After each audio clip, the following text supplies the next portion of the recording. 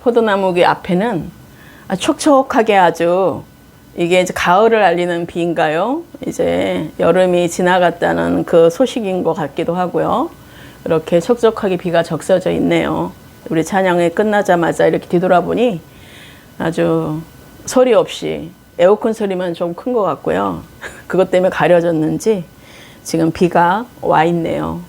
그래서 이 시간에 우리에게 성령의 단비가 우리 가운데도 우리 마음을 적시어서 여러분 가운데 언제 어떻게 그 은혜가 들어왔는지 모르게 그 성령의 단비로 여러분에게 은혜가 부어지는 시간 되시기를 주님의 이름으로 축복합니다. 그래서 한 부자 청년이 예수님께 연생을 얻는 방법에 관해서 물었죠.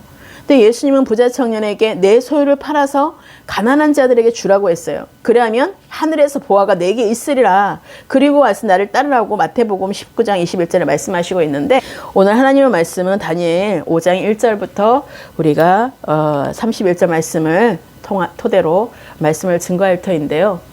우리가 아침마다 말씀과 기도는 지금 누가복음으로 지금 신약 복음서를 하고 있습니다. 항상 여러분들에게 말씀드리는 거지만 하나님은 그 부분을 우리가 같이 정리하면서 가면 얼마나 좋겠습니까? 그런데 말씀과 기도는 말씀과 기도로 하나님 아침 시간 또 그 하루 동안의 시간을 묵상하시면서 하는 것으로 마치게 하시고, 하나님이 또 주일 예배에는 하나님이 또 말씀하시고자 하는 것을 우리 각자에게 주시는 메시지로 우리에게 주신다는 사실이에요. 그런데 이번에도 마찬가지로 하나님이 다니엘 5장 1절 31절 말씀을 전혀 생각하지 못했는데 하나님이 또 이 방향으로 우리에게 또 이렇게 오늘 말씀을 준비하게 하셨습니다. 그래서 여러분 가운데 이 말씀이 여러분 가운데 우리 각자에게 주시는 이 메시지로 들으시고, 오늘 정말 귀한 말씀으로 여러분 가운데 거룩한 믿음으로 회복되는 시간 되시기를 주님의 이름으로 축원합니다. 그래서 그 예수님은 부자 청년에게 내 소유를 팔아서 가난한 자들에게 주라고, 그래야만 하늘에서 보화가 내게 있으리라. 그리고 와서 나를 따르라고 그렇게 마태복음 19장 21절에 말씀하고 있습니다. 그러니까 예수님의 대답을 들은 청년은 재물이 많았기 때문에 근심하며 돌아갔다라는 거예요. 자, 청년이 가진 많은 재물이 그가 예수님을 따르지 못하도록 방해가 된 것이죠. 이 청년에게는 예수님을 따르는 즐거움보다는 물질이 주는 쾌락이 더 소중했던 것이었던 거예요. 결국은 영생의 비밀이 무엇인지 알고 싶어서 왔지만 그거 답을 알았어도 그 답을 내 해석이 되고 내 것을 내가 움켜쥐고 있었기 때문에 그것을 내려놓을 수가 없었던 것입니다. 진짜 우리가 부유함을 느끼지 못했던 거죠. 그러고 난 뒤에 그 청년이 돌아간 후에 예수님은 어떻게 제자들에게 뭐라고 말씀하시냐면, 부자는 천국에 들어가기가 어렵다고 말씀하셨어요.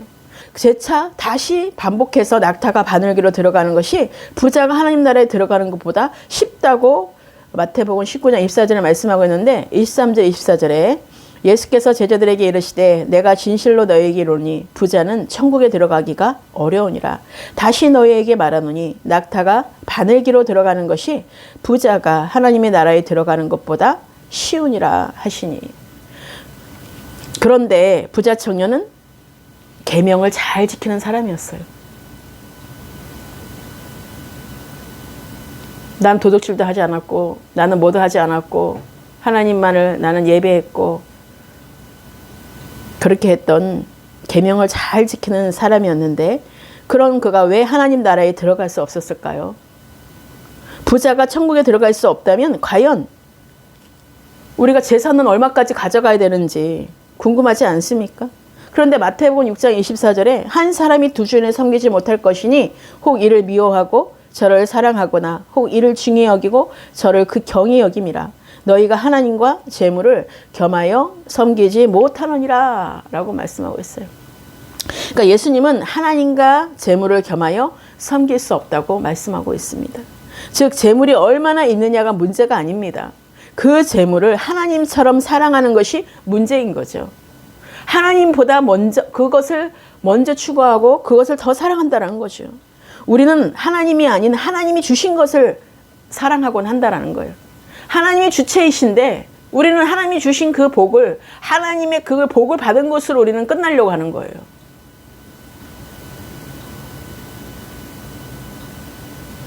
그리고 그 대상의 마음을 뺏겨버리게 되는 거예요. 그 복에, 그 준 것에 대해서 뺏겨버리게 되는 거예요. 그래서 우리가 돈이 더 있게 되고 더 잘 살게 되고 더 누리게 되면 주님을 더 따르고 더 사랑하고 더 하나님이 하라는 대로 주라는 데 주고 베풀고 나누고 하는 그 여정으로 계속 더 그것을 뛰어넘어서 들어가야 되는데 그러지를 못한다는 거예요. 인간의 그 욕심이, 그러니까 준비되지 않으면 우리가 그렇게 될 수밖에 없다는 거예요. 빼앗길 수밖에 없다는 거예요. 그러니까 그 영혼을 잃게 된다는 거죠. 그래서 오늘날 많은 어떤 한국 사회도 잘 설명하는 많은 일들이 있죠. 뭐 중독들이 얼마나 많은지요. 개인을 넘어서 가정과 사회를 파괴하는 다양한 중독이 가득합니다. 점차 중독의 범위도 나이와 성별을 불문하고 확산하고 있죠. 왜 사람들은 그렇게 스마트폰에 중독되고 도박에 그 모든 뭐 어떤 성적인 것에 그 모든 것들에 왜 그 게임에 중독되고 또 카페인에 중독되고 니코틴에 중독되고 뭐 쇼핑에 중독되고 도박에 뭐 그런 마약에 왜 중독이 되고 그 이상 등등 많은 것들의 중독들이 있어요. 왜 그렇게 사람들은 중독되는 것일까요? 그 중독이 주는 쾌락이 있기 때문이라는 것이에요. 자기한테 들어오는 희열이 있기 때문에 그렇다는 거. 즐거움이 자기에게 그게 찾았기 때문에 그런 거죠. 그렇게 그 기쁨을 자기에게 찾은 거, 그 쾌락이요. 그래서 인간은 아담의 범죄 이후 하나님과 교제가 단절되었습니다. 오늘날 인류는 하나님 한 분으로 만족하지 못하고 있고 하나님이 주시는 참된 기쁨을 누리지 못하고 있다는 것이에요. 왜 그럴까요? 하나님 대신 나에게 쾌락을 주는 다른 무언가를 꾸준히 찾고 있다는 것이에요. 하나님은 제쳐두고 다른 것으로 지금 만족감을 자기가 느끼려고 다른 것을 그것을 쫓아가다 보니 쾌락이라는 감정 역시 하나님이 주신 것인데 쾌락 자체가 나쁜 것이 아닙니다. 하나님 기쁨이 왜 나에게 주는 그 얼마나 좋은 그런 정말 그런 알 수 없는 그 기쁨, 그것이 우리가 주님의 예배할 때 얼마나 그 기쁨이 옵니까? 진짜 말씀을 들을 때도 그 기쁨이 오는 자들이 있거든요. 그 문제는 바로 우리가 왜 그 쾌락 자체가 나쁜 것이 아닌데 하나님이 주신 그 기쁨이 나쁜 것이 아닌데 문제는 하나님이 아닌 다른 것으로 쾌락을 추구하기 때문이라는 것이에요. 그것을 추구하고 있기 때문에 하나님이 주시는 참된 기쁨이 아닌 헛된 쾌락, 잘못된 쾌락에 빠지는 것이 문제라는 것이에요. 오직 주님만이 우리의 만족이고 기쁨인 것을 그 주님만이 그 기쁨이라는 것을 우리는 각자가 경험해야 다른 것을 보지 않고 주님을 떠나지 않는다는 것입니다. 그래서 주님을 만나는 하나님의 임재, 하나님이 주시는 그 놀라운 내가 너를 사랑해, 그 사랑의 그 하나님의 그 기름 부으심, 그런 전율들, 그런 것을 통하여서 다시는 뒤돌아보지 않고 하나님만 바라보는 그런 여러분 성령의 임하심이 얼마나 중요한지 몰라요. 성령의 기름 부음이 너무나 중요합니다. 그래서 성령을 받아야 된다는 것이에요. 그래서 오늘 말씀을 통하여서 우리에게 주시는 말씀을 성령으로 풀어지는 시간 되시기를 축복합니다. 오늘 본문 말씀이 바로 다니엘 5장 1절에 보시면 제가 이제 본문 말씀으로 시작하도록 하겠습니다. 네, 다니엘 5장 1절에 보시면 그 바벨론의 마지막 왕입니다. 그 벨사살 왕이 그의 귀족 1000명을 위하여 큰 잔치를 베풀고 그 1000명 앞에서 술을 마시니라 이렇게 표현하고 있거든요. 예. 그래서 느부갓네살 왕에 이어서 벨사살 왕이 부친이죠. 느부갓네살 왕이 벨사살 왕이 바벨론을 다스리게 됩니다. 새로운 왕 그 벨사살은 다니엘을 알지 못했습니다. 지금 다니엘이 숨겨져 있어요. 다니엘을 알지 못했다는 것은 그가 섬기는 하나님 역시 알지 못했다는 뜻입니다. 하나님을 모르는 벨사살은 세상의 수많은 왕과 똑같이 살고자 했어요. 그는 수많은 왕후와 후궁을 두어서 자신의 욕구를 충족시켰습니다. 그래서 가진 자, 힘 있는 자가 모든 것을 차지한다라는 세상의 논리를 잘 보여주는 사람이었습니다. 벨사살은 많은 것을 가졌고 누렸고 자랑까지 하며 뽐내 자기가 어떤 왕이라는 그거에 대한 프라이드가 굉장히 강했죠. 그는 세상의 권력자의 교만과 죄악을 잘 보여주는 예표가 되었습니다. 그래서 어느 날 벨사살은 큰 잔치를 베풀어서 자신의 그 권력을 자랑하려고 예루살렘 성전에서 탈취해왔던 온갖 금은 그릇을 가져와서 거기에 술을 따라 마셨던 것입니다. 하나님께 거룩하게 구별된 성물들이 벨사살의 힘과 권세를 자랑하는 도구로 취급된 것입니다. 그래서 하나님은 그런 벨사살에게 인간이 자랑하는 그 쾌락의 한계가 무엇인지를 알려주시는 거예요. 그들이 추구하는 쾌락의 그 너머를 얘기하고 있는 것이에요. 자신의 권력을 뽐내며 자랑하던 그 벨사살이 하나님 앞에 얼마나 미약한 존재인지 알려주십니다. 인간은 끝없이 허망한 것을 추구하고 있어요. 그래서 영원하지 않은 것에서 즐거움을 누리고 헛된 것에 그런 자기의 그 즐거움과 쾌락을 추구합니다. 그렇게 세상에 즐거움과 쾌락만 쫓다가 하나님의 임박한 심판을 보지 못하는 것이에요. 오늘 말씀에 너무나 잘 나타나 있어요. 그렇게 결국 패망의 구렁텅에 빠지게 된다는 사실인 것입니다. 그래서 마태복음 5장 16절에 보시면 이같이 너희 빛이 사람 앞에 비치게 하여 그들로 너희 착한 행실을 보고 하늘에 계신 너희 아버지께 영광을 돌리게 하라. 바로 하나님은 죽음의 길로 달려가는 그 사람들의 발걸음을 멈추기 원하십니다. 사망의 길에서 벗어나 생명의 길로 알려주는 세상의 빛이 되라고 명령하십니다. 우리의 착한 행실을 통해서 세상에 그 빛을 비추라고 하세요. 이를 위해 세상과 다른 구별된 삶이 우리가 필요하다는 것입니다. 똑같이 가다가는 똑같이 이렇게 벨사살 왕처럼 죽을 수밖에 없다는 것이. 자, 주님은 우리를 영원한 생명을 위한 영광의 도구로 우리를 부르셨어요. 그래서 우리의 존재가 더 이상 세상에 속한 자가 아닌 세상을 향해 하나님의 빛을 발하는 존재로 우리를 변화된 것이에요. 우리가 변화되게 하신 거, 우리를.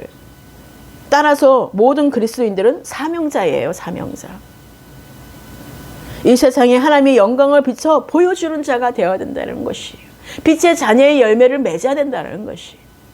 여러분, 하나님께 속한 자의 모습이 보여져야 되는 것이에요. 우리가 세상에 속한 자는 세상의 열매를 맺을 수밖에 없고 육신의 열매를 맺을 수밖에 없고, 우리가 생명의 열매를 맺는 자는 하나님의 속한 자로서의 생명의 열매를 맺고 성령의 열매를 맺을 수밖에, 빛의 자녀의 열매를 맺을 수밖에 없다라는 것이에요. 그래서 완전히 구별되어야지만 되는 그런 삶이 여러분 지금 보여져야 되는 것이에요. 아직까지 여전히 세상 사람인지 하나님의 사람인지 모른다면 그것은 하나님께 속하지 않았다라는 것이에요.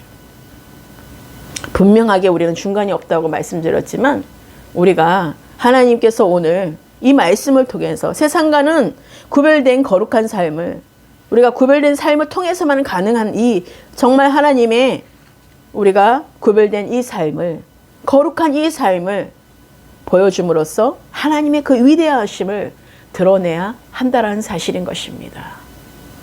여러분이 그런 주인공이 되셔야 되고, 여러분이 그런 간증자의 증거자의 삶을 사셔야 된다는 것이에요.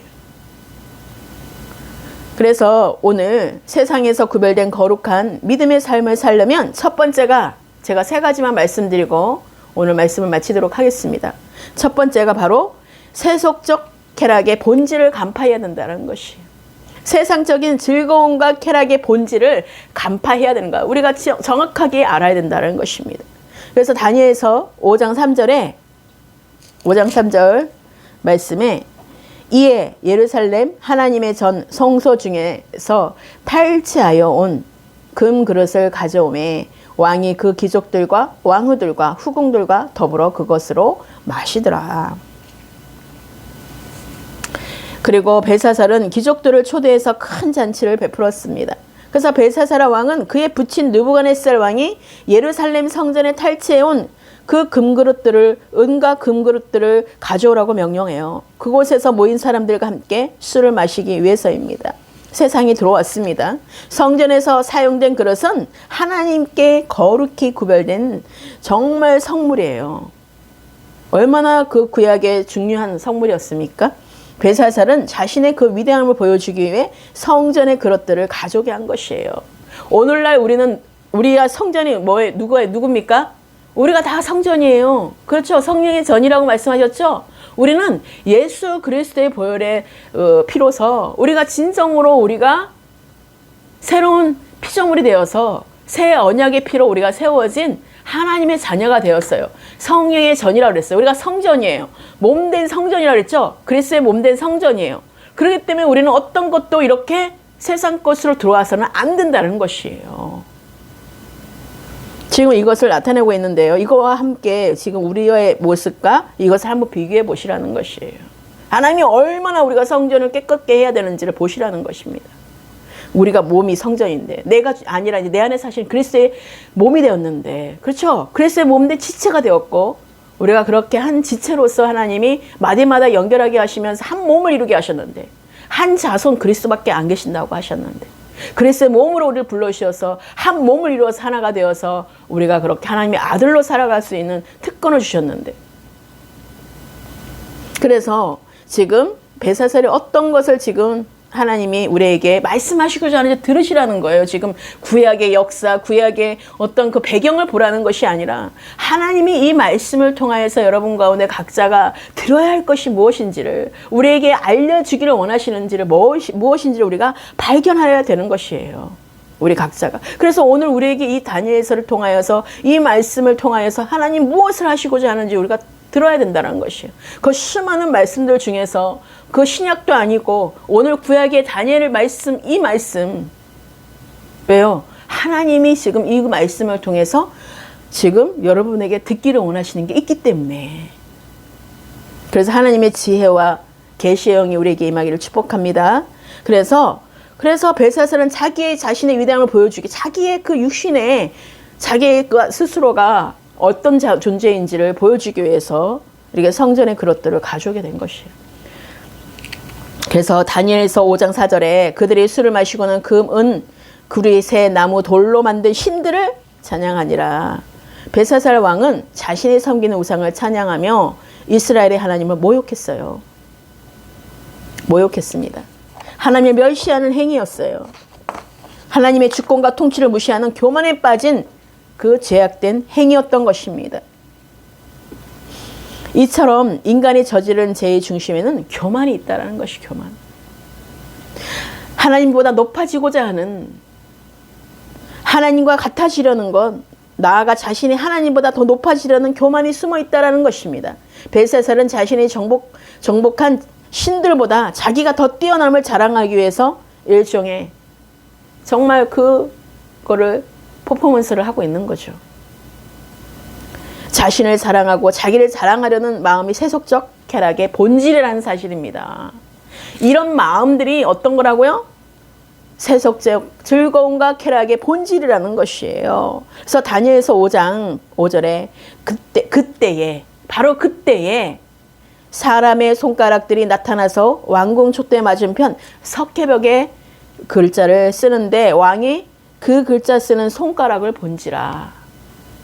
그런데 갑자기 손가락이 나타나서 왕이 보는 앞에서 벽에 글자를 쓰기 시작합니다. 이게 무슨 일입니까?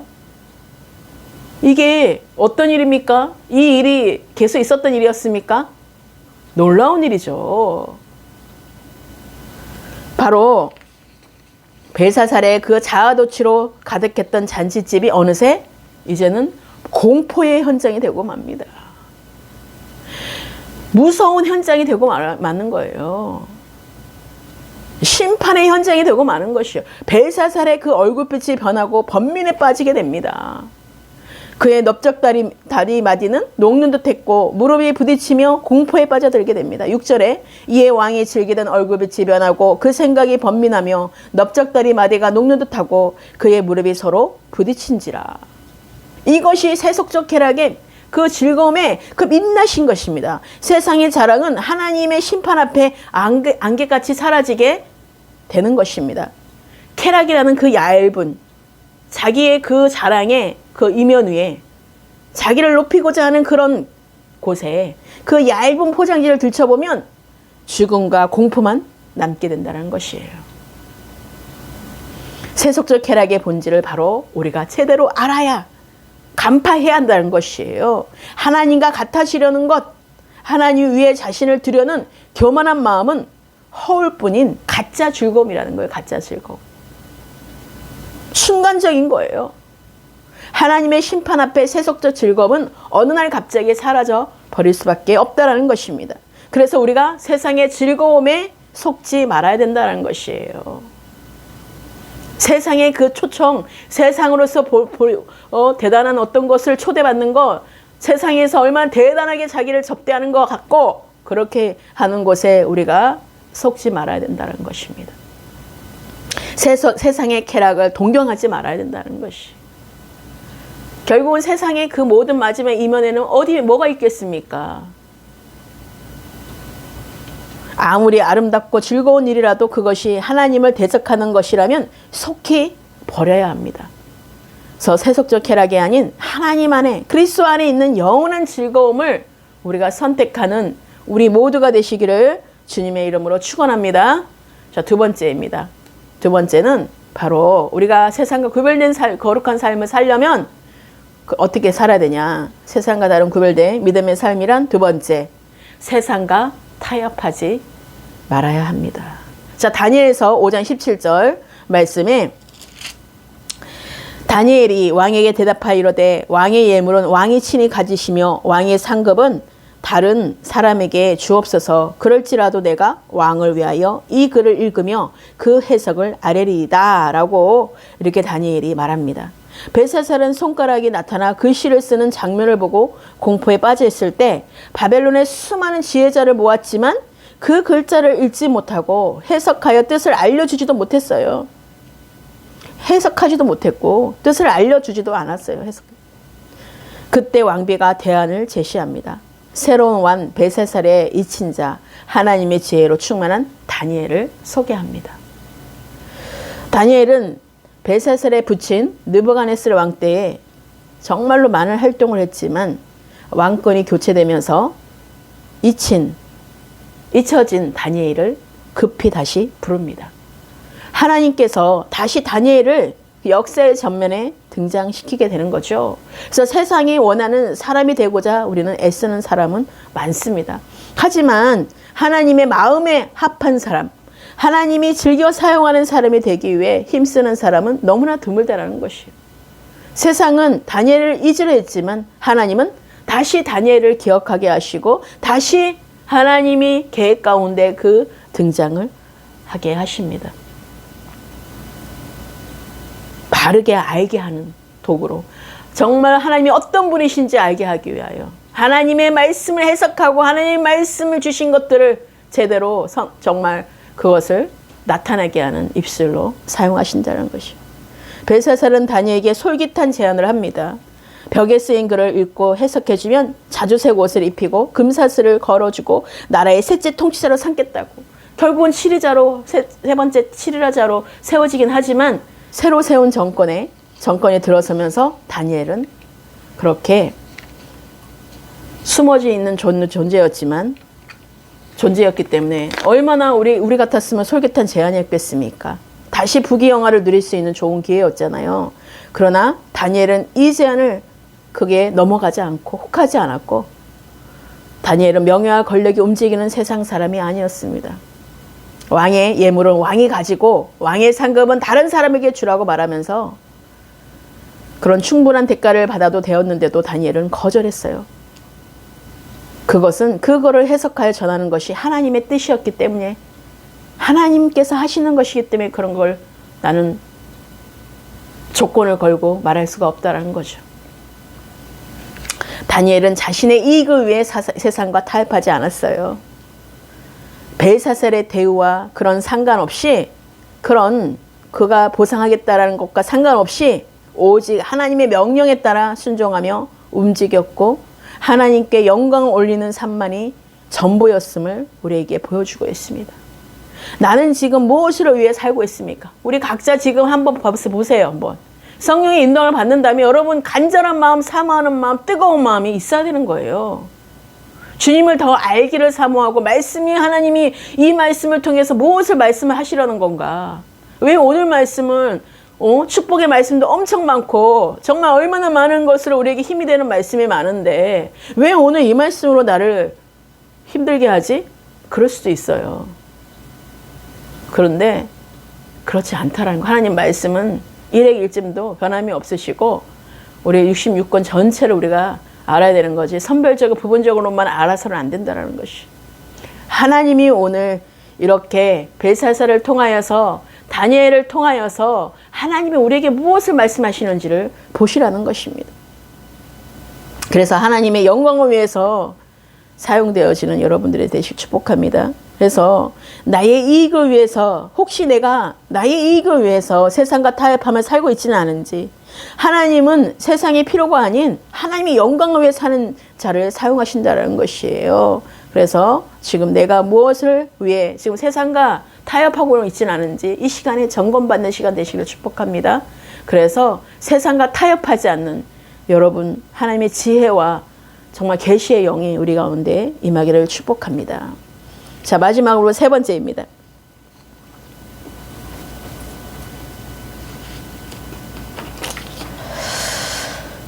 마음을 낮추고 하나님께 영광을 돌려야 합니다. 우리가 하나님의 영의 지배를 받고 세상 영광에 초월한 다니엘 같은 사람에게 그 하나님은 계시를 해석하는 능력을 주신다는 것이요. 그렇게 하나님이 인도하신다는 거죠. 그래서 술에 만취됐고 육정에 빠져서 짐승처럼 되어버린 왕과 일천 기인들에게는 감추어진 비밀이라는 것이에요. 그래서 어떤 점쟁이도 어떤 술사도 그것을 알 수 없다라는 것입니다. 그래서 다니엘에서 5장 22절부터 23절입니다. 벨살살이여 왕은 그의 아들이 되어서 이것을 다 알고도 아직도 마음을 낮추지 아니하고 23절 전에만 할게요. 도리어 자신을 하늘의 주제보다 더 높이며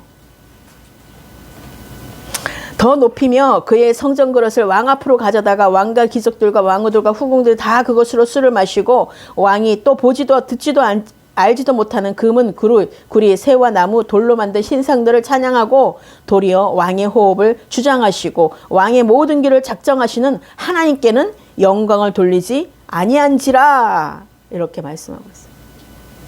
바로 다니엘은 벨사살의 아버지인 그 느부갓네살에게 건세와 영광을 주신 분은 하나님이시라고 말합니다. 느부갓네살이 스스로 마음을 높여 교만해졌기 때문에 하나님이 그 영광을 빼앗았다고 말하고 있어요. 세상을 다스리는 진정한 왕은 하나님이십니다. 그리고 느부갓네살 역시 이 사실을 고백한 바 있어요. 그래서 다니엘서 5장 20절 21절에 그가 마음을 높아지며 뜻이 완악하여 교만을 행함으로 그의 왕위가 패한 바 되며 그의 영광을 빼앗기고 사람 중에 쫓겨나서 그의 마음이 들짐승의 마음과 같았고 또 들나귀와 함께하며 살며 또 소처럼 풀을 먹으며 그의 몸이 하늘 이슬에 젖으며 지극히 높으신 하나님이 사람 나라를 다스리시며 자기의 뜻대로 누구든지 그 자리에 세우시는 줄을 알기에 이르렀나이다. 이렇게 말하고 있어요. 그러나 느부갓네살의 아들인 벨사살은 이 사실을 알았어요, 몰랐어요? 알았습니다. 이 사실을 알면서도 그것을 거울 삼지 못하고 똑같이 그보다 더 하나님의 모욕하는 자리에 있었던 거예요. 멸시했다는 거예요. 22절 말씀에 22절 말씀에 마음을 낮추지 않고 교만하게 행동을 하고 있었던 것이에요. 이에 다니엘은 벨사살의 교만을 지적하며 왕의 본분이 하나님께 영광 돌리는 것임을 알려줍니다.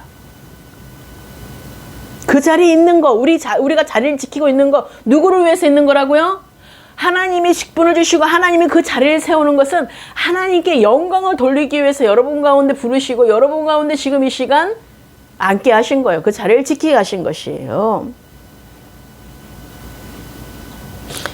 거룩하고 구별된 삶은 나의 진정한 왕이 누구인지 인정할 때가 가능하다는 거예요. 우리가 살아갔을 때 하나님께 영광을 돌리는 삶의 목적이 되지 않는다면 아무런 의미가 없다는 것이에요. 나의 호흡을 주장하시고 나의 모든 길을 작정하신 하나님을 인정할 때 비로소 하나님을 영화롭게 하는 그 인생을 우리가 살 수 있게 된다는 사실인 것입니다. 그리고 다니엘서 5장 25절에 기록된 글자는 이것이니 곧 메네메네 데겔 우바르시니라 라고 말하고 있습니다.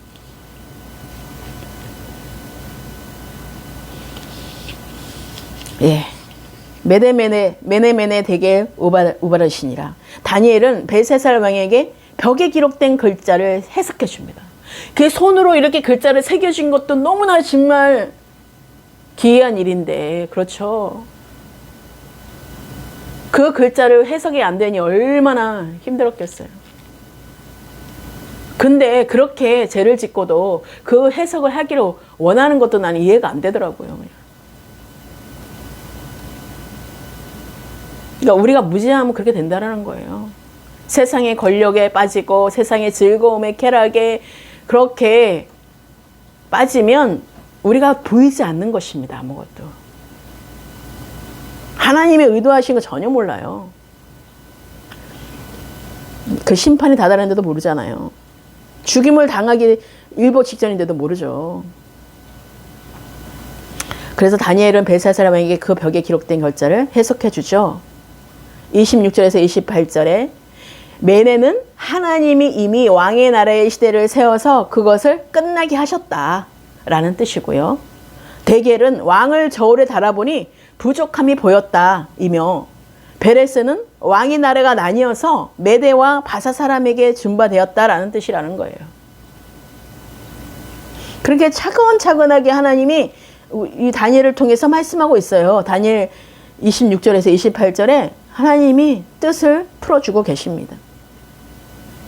즉 하나님을 무시한 벨사살의 그 어리석음 때문에 그의 영광이 다른 사람에게 넘어가게 될 것이라는 의미였던 것입니다.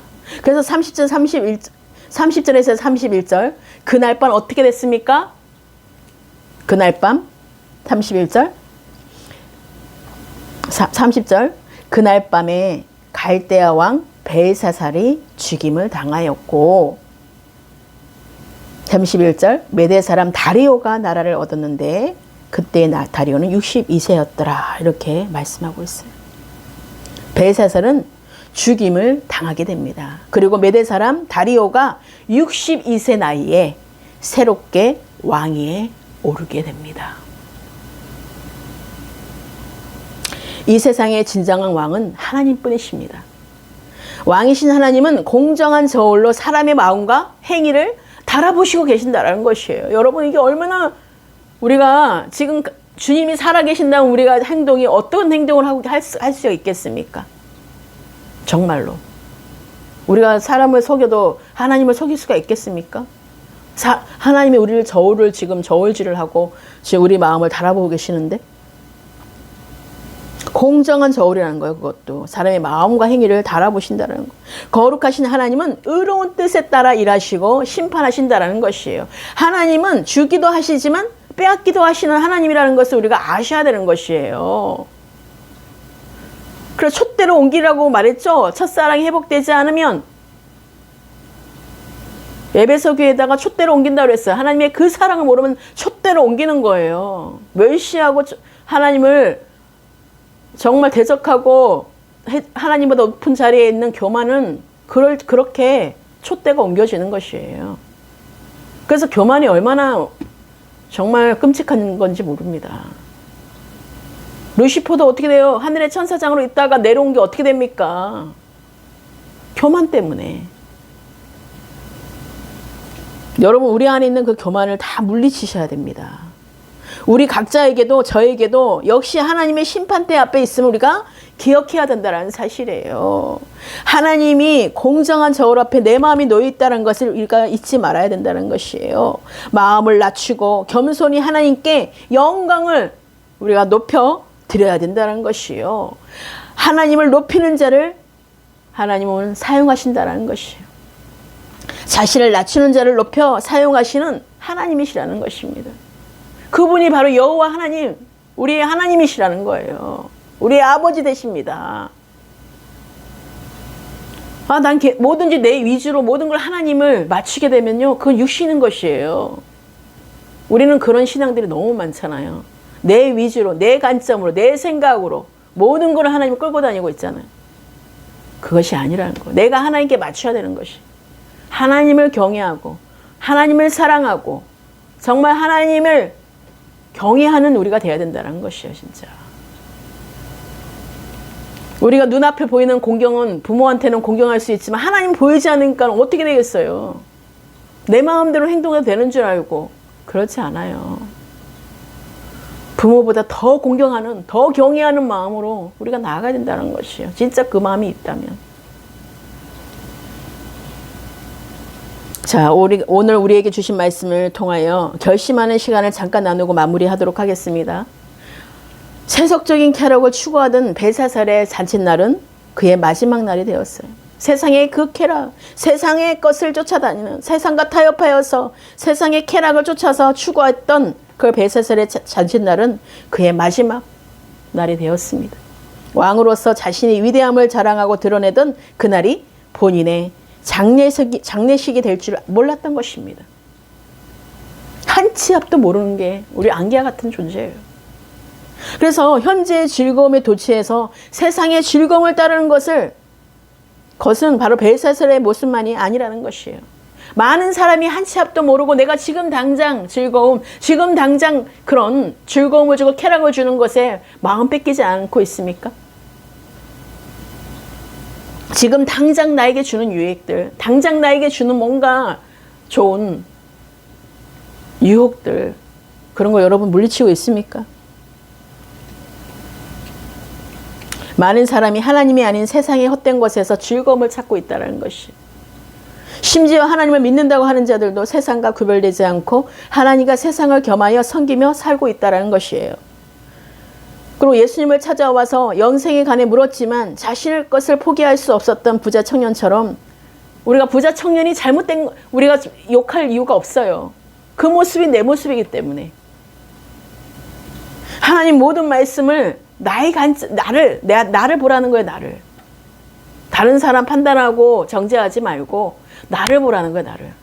하나님 말씀은 여러분 나에게 주시는 말씀이지 누구에게 주시는 말씀이 아니에요. 저도 이 말씀을 들으면서 어저께 많은 것을 다시 또 보고 또 하나님께 또 이렇게 정리하면서 저부터 은혜가 됐어요. 다시 나를 돌아보는 시간도 됐고요.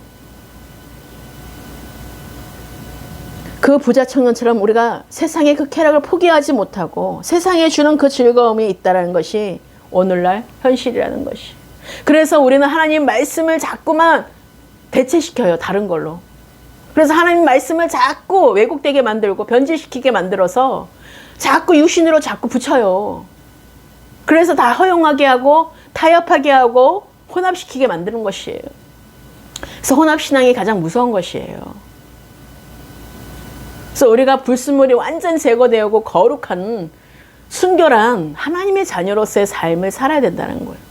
그렇게 구별된 그 믿음의 생활이 아니고서는 어떻게 빛을 발하는 자가 되고 세상의 빛이 되겠습니까? 잠언의 29장 18절에 앞절에 묵시가 없으면 백성이 방자히 행하거니와 율법을 지키는 자는 복이 있느니라고 이 말씀하셨는데 하나님을 알지 못하면 세상과 구별될 수 없습니다. 하나님의 뜻을 모르기에 방자하게 살게 되는 것이에요. 여기서 방자하다라는 말은 하나님을 두려워하지 않고 무례하고 건방지게 산다는 뜻이에요. 방자한 사람은 벨사살처럼 자신을 높이고 자랑하는 데 몰두합니다. 하나님을 바르게 알 때 우리는 겸손할 수가 있게 돼요. 하나님을 인정하고 하나님을 높이기 위해선 하나님이 어떤 분인지 우리가 반드시 알아야 되는 것이에요. 하나님을 바르게 알고 하나님을 범사에 인정하고 하나님만을 인정하며 정말 겸손히 하나님께 영광을 돌리는 삶을 사셔야 된다는 것입니다. 그래서 나를 향한 하나님의 뜻은 거룩이라는 거예요. 거룩. 하나님은 나에게 레위기 11장 45절에 내가 거룩하니 너희도 거룩할지어다 라고 말씀하셨습니다. 거룩이라는 단어의 뜻이 구별됨이에요. 구별됨.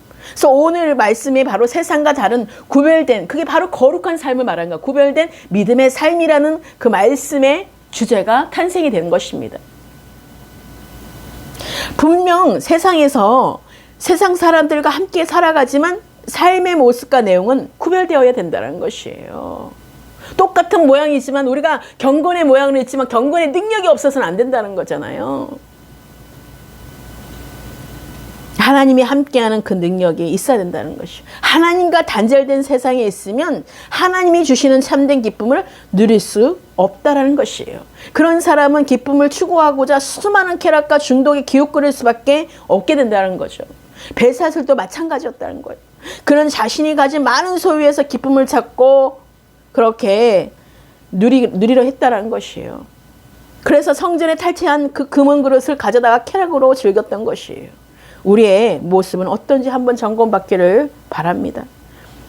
우리는 세상과 똑같이 살면서 구별된 삶을 살 수가 없다는 것이에요. 한 사람이 두 주인을 섬길 수가 없다는 것입니다. 거룩하게 구별되는 것이 그리스도인의 무기라는 것이에요. 그래서 거룩으로 우리가 무장되어야 된다는 것입니다. 그래서 마지막 결론 맺겠습니다. 오늘 말씀 설교를 통한 말씀을 통하여 우리가 삶의 훈련이 되어야 된다는 것이에요. 삶의 훈련이 되려면 세 가지를 말씀을 드리겠는데요. 나는 무엇에 가장 많은 시간을 할애하고 있는지, 그리고 나의 마음을 빼앗는 우상이 무엇인지를 생각하셔야 되는 거예요. 그래서 그것들을 전환되는 시간이 되시기를 주님의 이름으로 축복합니다. 세상과 타협되고 세상에 어떤 우상에게 마음 뺏겼던 것들이 있다면 전환되어서 회개하여서 주께 온전히 돌아오는 여러분 되시기를 주님의 이름으로 축원합니다. 그리고 두 번째가 하나님보다 우선하고 있는 일이 있지는 않은지 나를 위한 시간을 하나님을 위한 시간으로 드릴 방법을 생각해보는 그 시간을 가져보시는 그 여러분들이 되시기를 주님의 이름으로 축복합니다. 그리고 정말 세 번째가 내가 벗어나야 할 중독이나 쾌락에 대해 공동체 앞에서 아니면 정말 하나님 앞에서 솔직하게 나누고 서로의 그 연약함을 도와서 선한 길로 인도할 수 있는 우리가 방안을 생각하는 그 시간이 되는 교회 공동체가 되기를 주님의 이름으로 축복합니다. 이렇게 우리가 서로가 정말로 우리가 성령께서 인도하심으로 나아갈 때에 우리가 삶의 훈련, 이 말씀들을 통하여서 우리가 세상과 다른 구별된 그 믿음의 삶이란 무엇인지를 여러분 오늘 다니엘서 5장 1절부터 31절의 말씀을 통하여서 여러분 깨달을 줄 믿습니다. 오늘 말씀이 여러분 가운데 양약이 되어서 정말 성령의 인도하심이 되어서 말씀에 쪼개지는 역사가 일어나길 축복합니다. 우리가 그래서 하나님과 재물을 겸하여 섬기는 자가 아니라 두 주인을 섬길 수가 없어요. 우리는 주권자 되시는 하나님 한 분, 정말 우리가 예수 그리스도 이름 앞에 우리가 설 수 있는 우리 모두가 되기를 주님의 이름으로 축원합니다. 그래서 오늘 말씀이 여러분 가운데 삶에 거룩한 삶으로 회복되고 거룩한 삶으로 구별된 그 믿음의 삶으로 세상과 구별된 그 믿음의 삶으로 회복되어지고 치유되고 주님께 더 가까이 나아갈 수 있는 우리 모두가 되시기를 주님의 이름으로 축원합니다. 기도하시겠습니다. 사랑의 주님 감사합니다.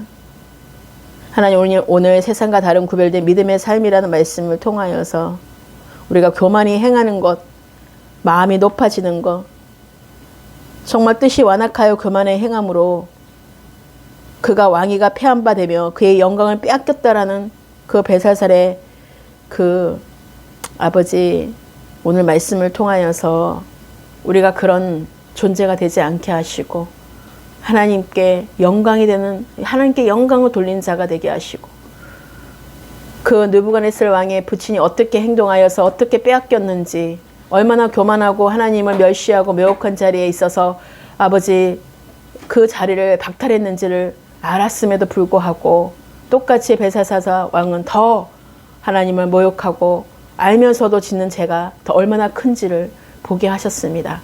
하나님 우리에게 이 말씀을 통하여서 듣게 하시고 알게 하시고 보게 하시는 것들을 우리가 그냥 아버지 흘려보내는 것이 아니라 정말 하나님 말씀 우리에게 각자의 주신 말씀으로 듣고 우리가 삶을 조정하고 삶을 주님께 맞추게 하시고 주님의 말씀 앞에 순종하는 자가 되게 하여 주셔서 하나님 똑같은 죄를 범하지 않도록 하나님 우리를 불쌍히 여기시고 긍휼히 여기시고 우리를 다시 일으켜 주시고 회복시켜 주셔서 우리가 영적인 눈으로 바라보게 하시고 아버지의 마음 있는 곳에 우리가 있게 하여 주셔서 하나님 마음을 근심케 하는 일이 없도록 하나님 우리가 진정으로 아버지 교만의 영을 물리치게 하시고 하나님만을 경외하며 하나님께 영광을 돌리는 참된 믿음이 있는 삶으로 회복되는 역사 이루어지게 하여 주시옵소서.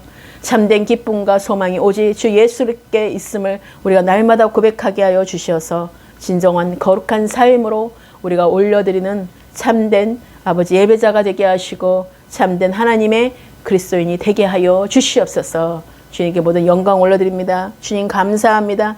오늘 말씀을 마음편에 깊이 새기며 하나님 우리가 다시는 죄를 범하지 않고 다시는 아버지 하나님 정말 세상에 아버지 어떤 쾌락을 쫓아가지 않게 하시고 오직 하나님만이 즐거움이 되고 하나님만이 기쁨이 될 수 있는 날마다 그 자리에 있게 하여 주시옵소서. 주님 사랑합니다. 주님만이 행하실 때만을 기대하옵고 앞으로 주님께서 모든 일들을 주장하시고 이끌어 주시옵소서. 주님 사랑합니다. 주님 감사합니다. 예수 그리스도의 이름으로 축복하며 감사하며 기도드렸습니다. 아멘.